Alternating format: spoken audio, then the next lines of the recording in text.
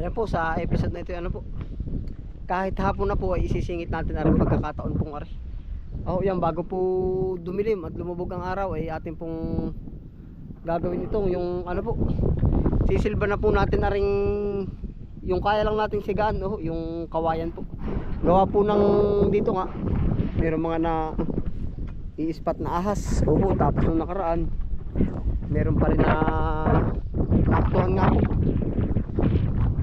Yun, di mahirap na. Yan, nari po ating uuti-utiin po ito yung sigain hanggat yung kaya po ba nating sigaan. Yan, tara po, sama-sama po tayo. Posibleng dyan din nga po, hindi man siya tumira dyan, ay bang mag-stay po. Aba, talagang delikado din nga.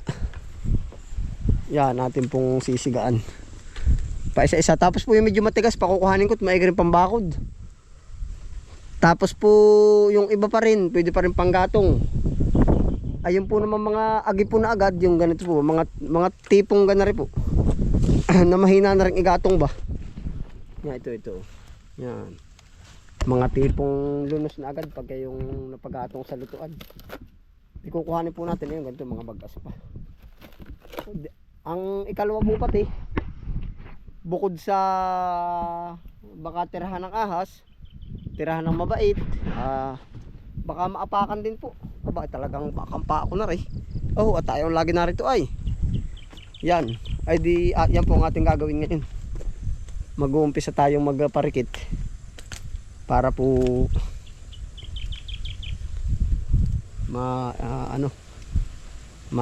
umpisa na rin po masisiga.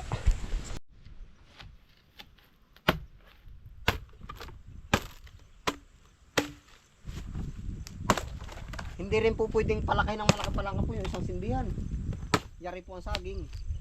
Saka po yung mga halaman madadakang. Kaya ating yung gagawin. Pipigpigin.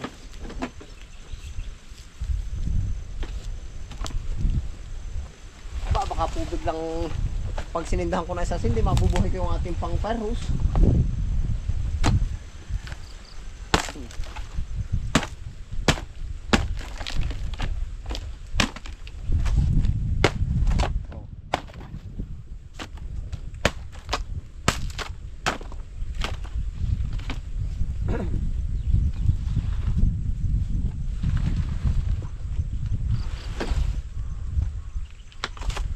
Nakaabang yung aso.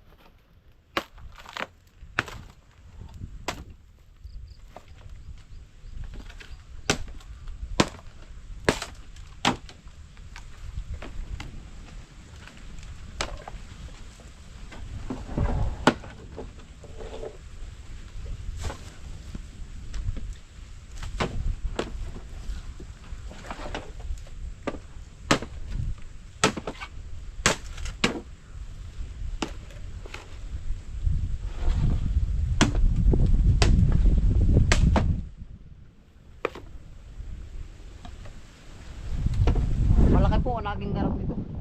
Pakinabang. Lalo na po sa ating pananim. Taniman.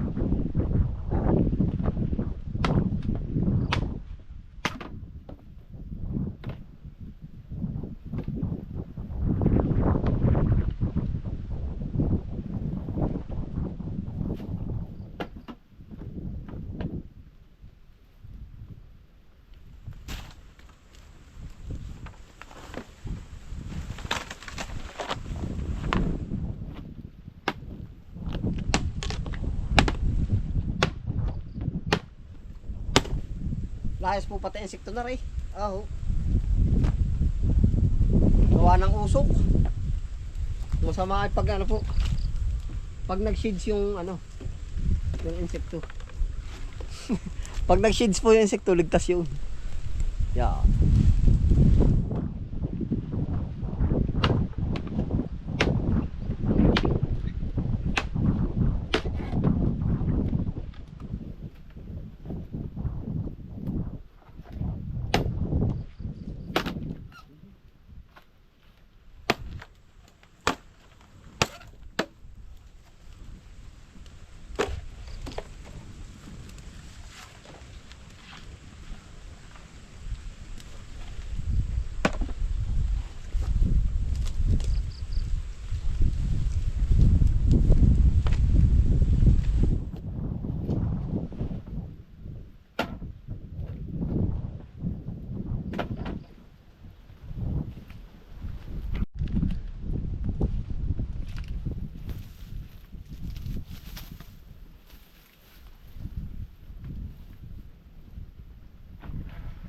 Halos tuwing ano po ating sisigaan yan tuwing hapon.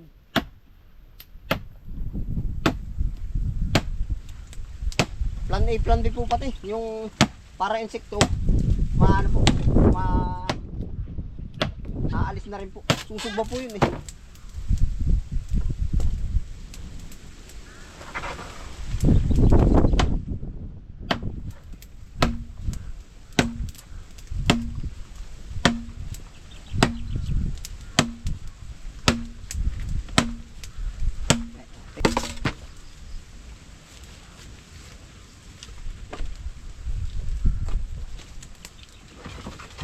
Kung ikaw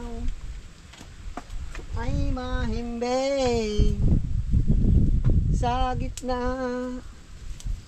ay ng dilim, kung kami po ay inyong bilisan, dali-dali po ninyong bigyan, at baka habang saraduhan ng pintuan ng kalahangitan. Napanood yun po ba yung palabas na yun? May tabutin ba?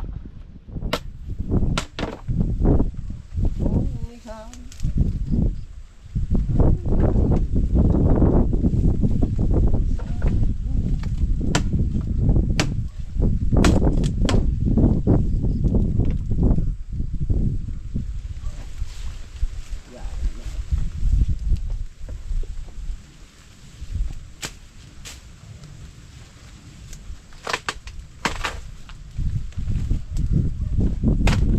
makakatungan din po natin sa ilalim yung marikit.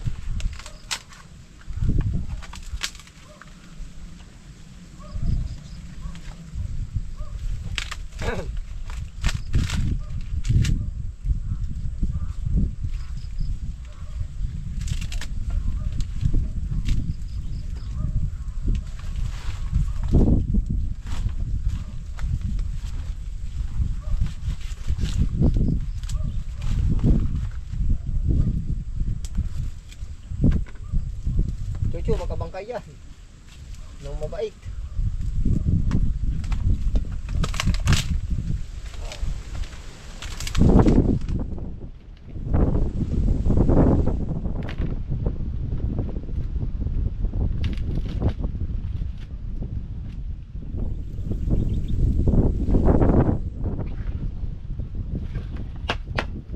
Pwede pa to sa bakod, sa bakuran.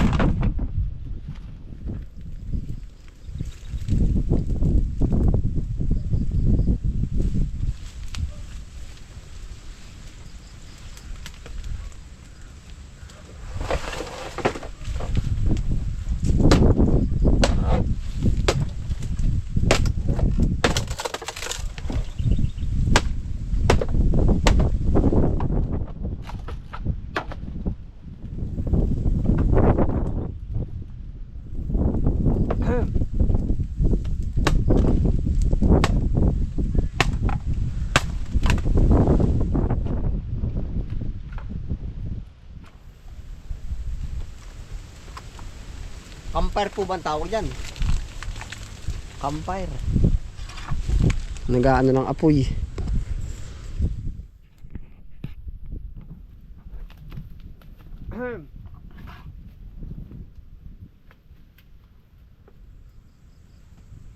Ay walang dyan puputok yung iba diyan. tarang tayo niyan, ano.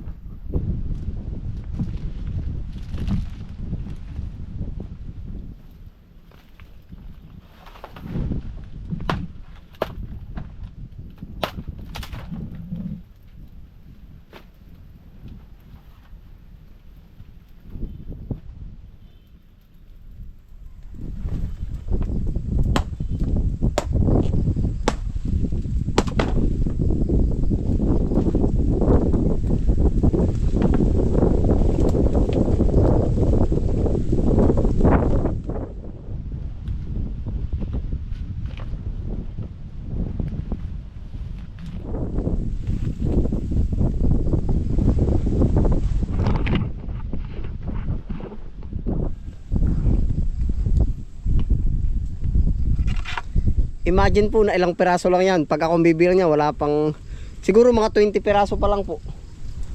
Ganyan na po kalaki. Pero pag sinigaan natin to, nasa 500 to eh. Palagay na iba na patambak dun sa kabilang gilid.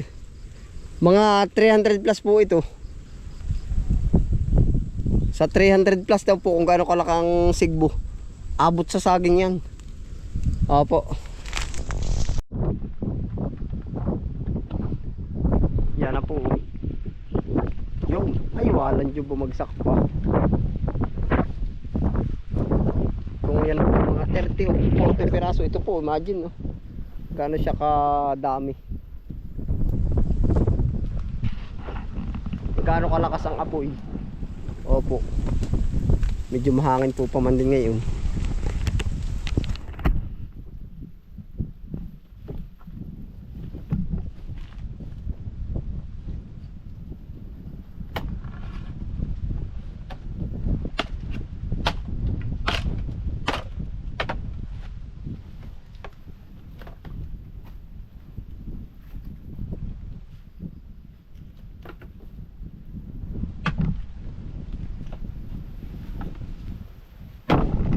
Po tayo mo mapupurna dyan. Ating pong bubutasan, puputok pala yan.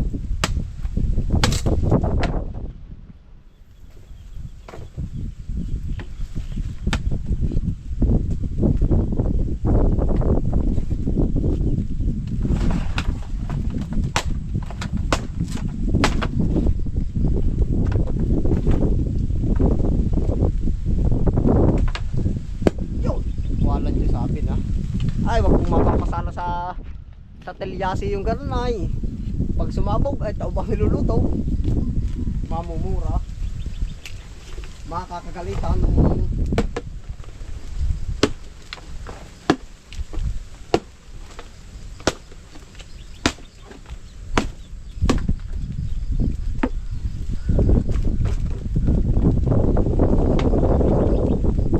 nagkakaroon po ng air compress.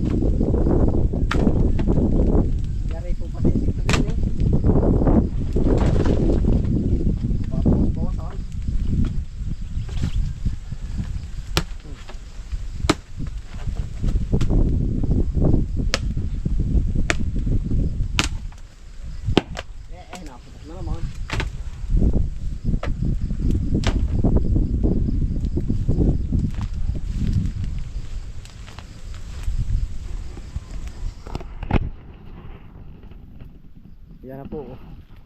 Daan pa po kare. Hindi po kaya ng isa o dalawang siga.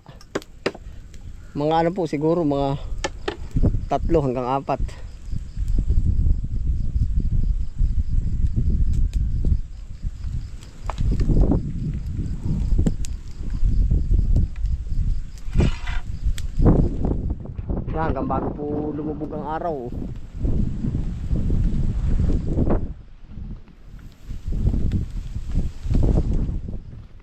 Tanaw po dito sa pag yung madilim na tanaw umakdo, kulay dilaw, nakagano na kaunti, nakakurting M. Opo. Yung kung kita niyo po para may nakaslap na pula.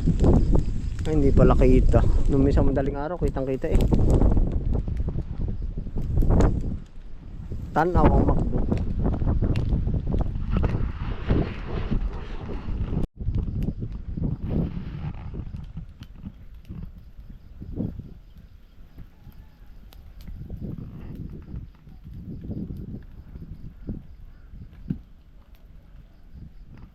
Malapit na rin yung saging. O kung nga po yung siniga natin, damay-damay yan.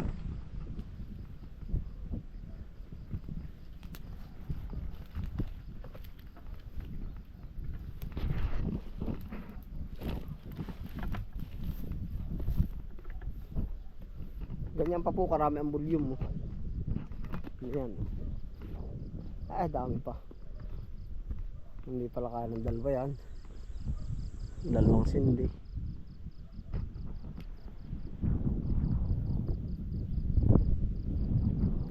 Minsan po yun nakakatulong, gawa po na yung mga insekto na manlilipad, yung mga white flies. Naku-curious po ba sa liwanag? Pag pumunta dyan masusog ba sila? Opo, yung tulong na rin po yun sa atin.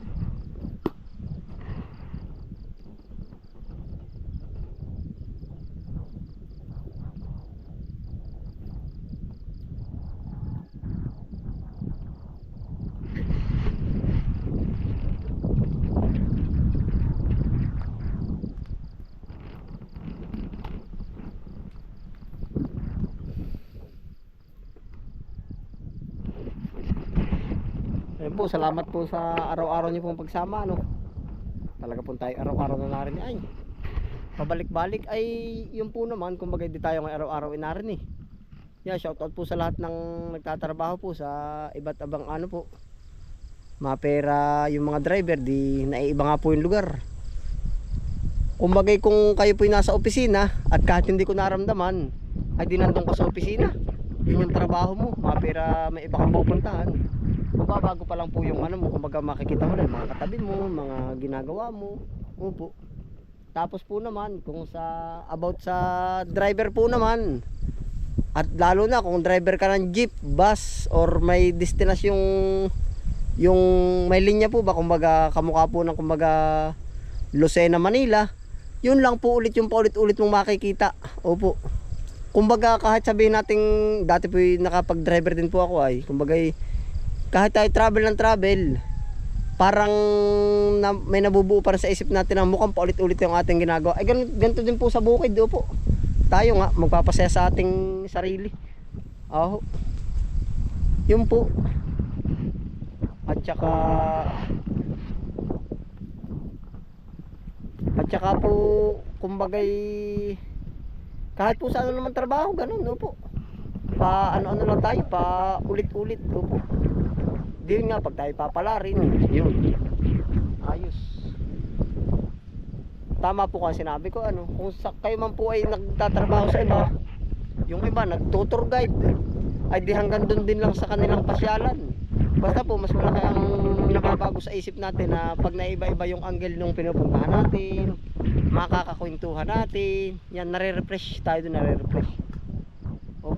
Ako po dito sa bukid, kung kayo po ay siyempre nandito kayo sa channel, makikita yung sila friend nandyan uli, maganda sa lugar, ay yung pong nararamdaman ninyo ay posibleng nararamdaman ko rin.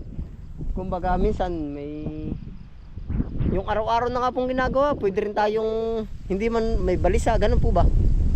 Oh, pero nasa atin na po, diskarte lang po natin kung paano natin lilibangin ang ating sarili, ano po. Yeah, salamat po sa inyong pagsama. Ingat po ang lahat for safety. Opo. At talagang Salamat po sa lahat ng nag-aalala po. Opo, yan. Ingat po ang lahat. Happy lang po. Bye.